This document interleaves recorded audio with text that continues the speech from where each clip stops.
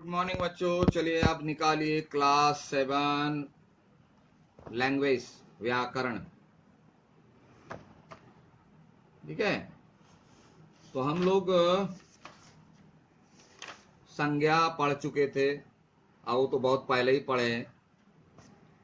आज भी एक छोटा सा पाठ है, लिंग जेंडर। बोलो सर यह भी तो पढ़े हैं। बोला हाँ पढ़े हैं, लेकिन हमें थोड़ी सी एक नई बात है, उसकी चर्चा हम लोग कर लेंगे। तो लिंग में तो बहुत सस्ती बातें हैं, लेकिन बहुत महत्वपूर्ण है।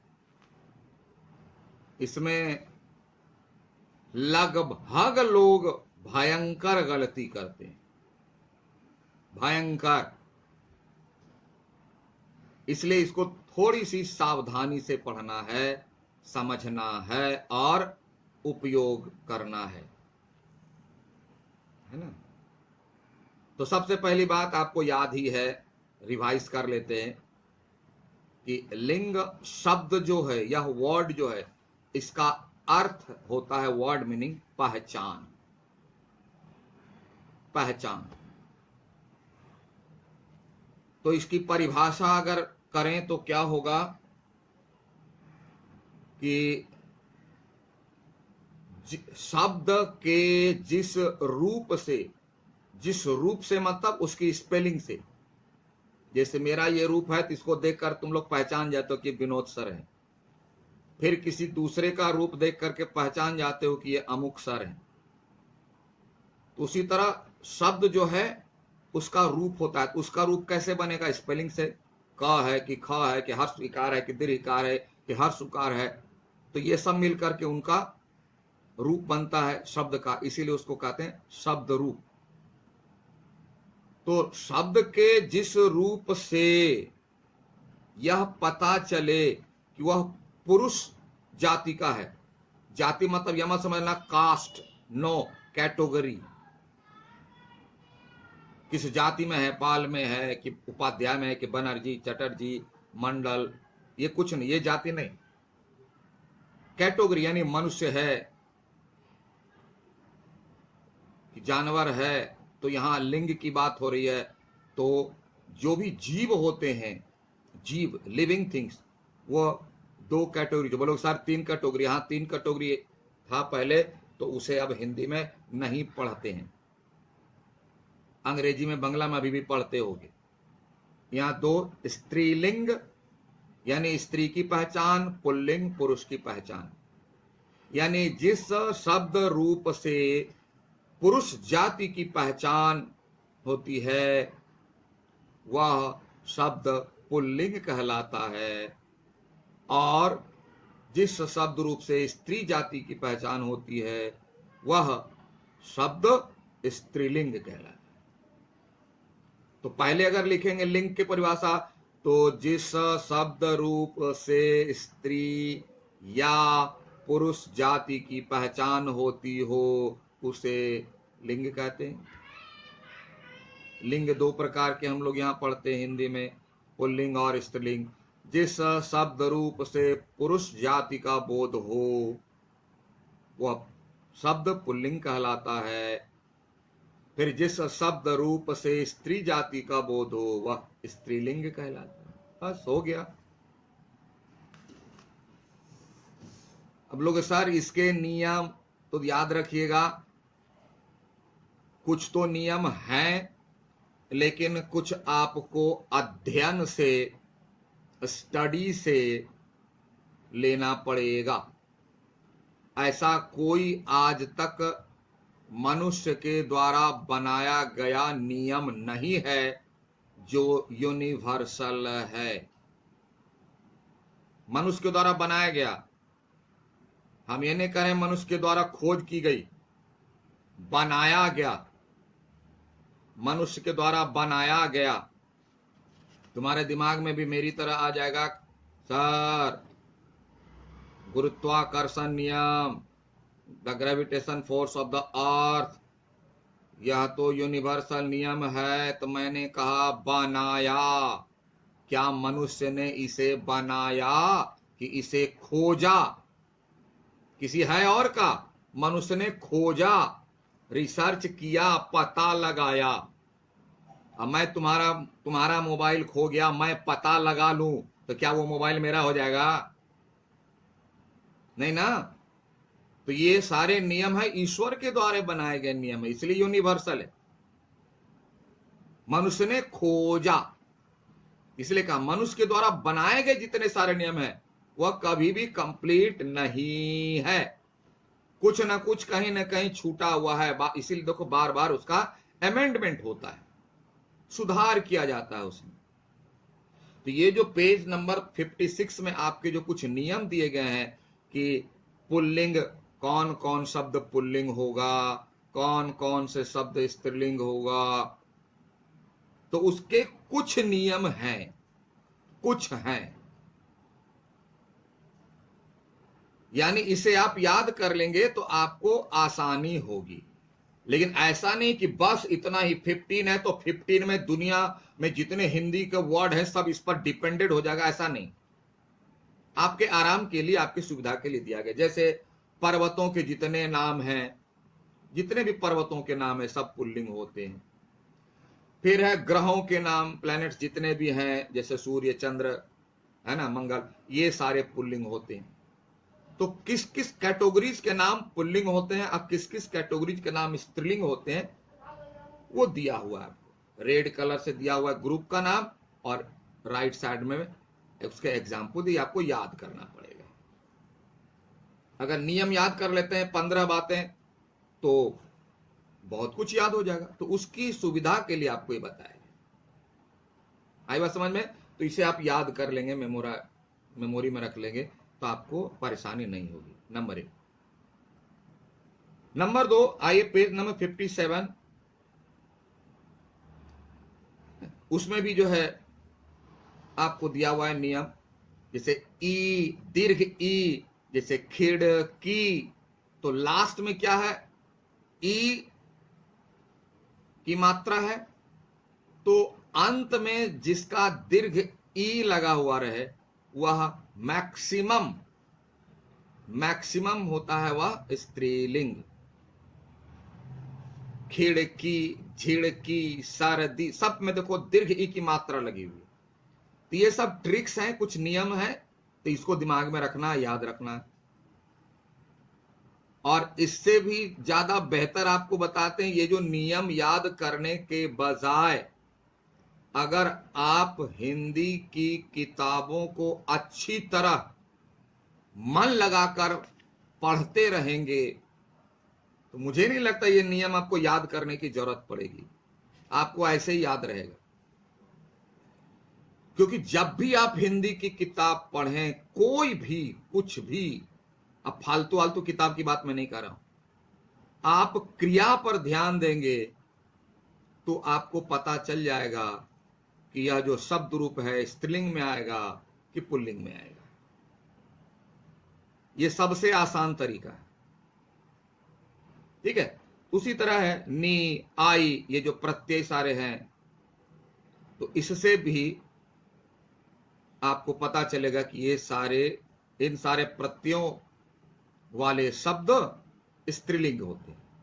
तो इसको बार बार थोड़ा सा कॉपी पर लिखते रहो, सोए हो तो थोड़ा रिकॉल करते रहो दिमाग में कि कौन कौन वाला पुल्लिंग होता था, कौन कौन वाला स्त्रीलिंग है। रिकॉल करते रहो, याद होगा, ठीक है। तो चलिए आगे बढ़े कि आप देखो पुल्लिंग से स्त्रीलिंग बनाने के नियम, ध्यान देना, ये नियम है। इसमें भी वही बातें लागू होती है जो मैंने आपको पहले बताया। कि पढ़िए पुस्तक को, पढ़ करके मेमोराइज कीजिए, स्मृति में रखिए, इसे ज्यादा बेहतर है।